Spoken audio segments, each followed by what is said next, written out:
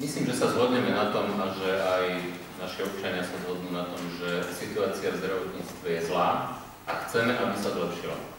Chceme, aby sa zlepšila a preto prichádzame s týmito opatreniami, s týmito zmenami. Sú to reálne opatrenia. Situácia v zdravotníctve sa zlepší vtedy, keď urobíme tieto zmeny. Keď urobíme transformáciu nemocníc, keď sa schváli zákon o lieku a zavedú nové pravidlá, keď sa schváli zákon o rozsahu zdravotnej starostlivosti, keď sa urobí optimalizácia siete. Chcem veľmi jasne povedať, že iné reálne riešenie neexistuje. Aj keby sme mali peniaze, ktoré nemáme, aby sme ich naliali vo väčšom objeme, aj tak by samo o sebe nalievanie väčšieho objemu peniazy nebolo riešením. Ak neurobíme poriadok, ak nezmeníme pravidlá. Najlepším dôkazom je fungovanie zdravotníctva v rokoch 2006 až 2010. Objem nárastu verejných zdrojov do zdravotníctva bol vyše 50%. Zároveň sa ale fungovanie zdravotníctva nezlepšilo, ale zhoršilo.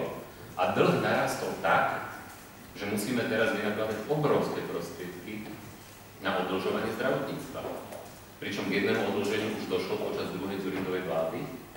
A ak by boli reformy pokračovali, ak by sa bol urobil poriadok, tak dnes mohlo byť zdravotníctvo v oveľa lepšom stave, aj pre lekárov, aj pre zdravotné sestry, aj pre zdravotnícky personál a najmä pre pacientov. Ako je? Dnes sme žiaľ Bohu v stave, kedy dochádzalo v posledných rokoch k enormnému zvyšovaniu zadlžovania, napriek tomu, že objem peňazí do zdravotníctva rastol rýchlejšie ako v ktoromkoľvek inom rezorte počas rokov 2006 až 2010. Takže aj to je, myslím si, jasný dôkaz, že chceme robiť také zmeny, ktoré určite sa nebudú každému páčiť, ale sú reálne zmeny, ktoré by mali viesť k zlepšeniu situácie v zdravotníctve. Teda odĺženie je žiaľ Bohu nevyhnutnou súčasťou. Prečo je transformácia dôležitá, vysvetlil pán minister? Transformácia je dôležitá najmä preto teda na akciové spoločnosti, aby bol väčší poriadok, aby bol väčší tlak na protiplytvanie, na efektívne využívanie zdrojov.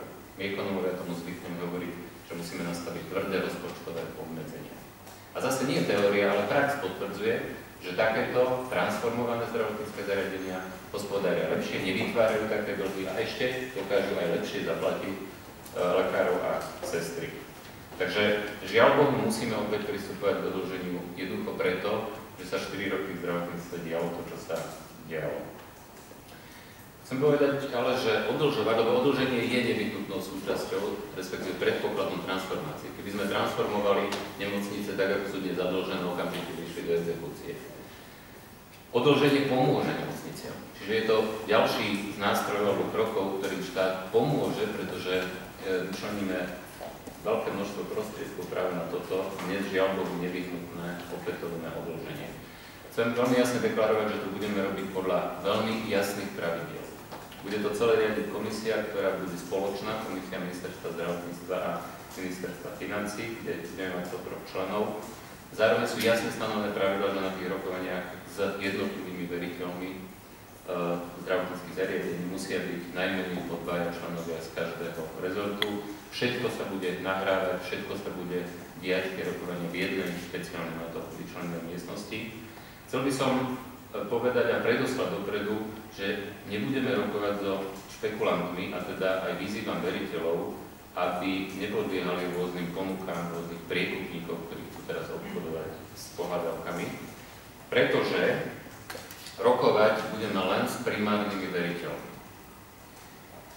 Len v tom zmysle, že ten objem zdrojov je obmedzený a je nižší, ako budú celkové požiadavky, preto budeme primárne rokovať, prednostne rokovať s primárnymi veriteľmi, teda s tými, ktorí naozaj dodávajú či už zdravotnícky materiál alebo lieky alebo iný materiál do zdravotníckych zariadení a nie s rôznymi skupinami, ktoré s tým chcú teraz obchodovať. Takže chcel by som povedať, že je tu vôľa vlády napriek ťažkej situácii vo verejných financiách, napriek potrebe ďalšieho znižovania deficitu. Nechceme sa dostať do situácie, v akej sú mnohé krajiny, keď majú obrovské problémy, už doslova životné problémy. Chceme zároveň riešiť akútne problémy, medzi ktoré patrí zdravotníctvo. Sme ochotní na to vyčleniť aj prostriedky, ale chcel by som veľmi jasne povedať, že podmienujem to a budem to podmienovať ako minister financií tým, aby došlo k zmene pravidiel, aby teda sa naplňalo programové vyhlásenie, čo sa aj deje.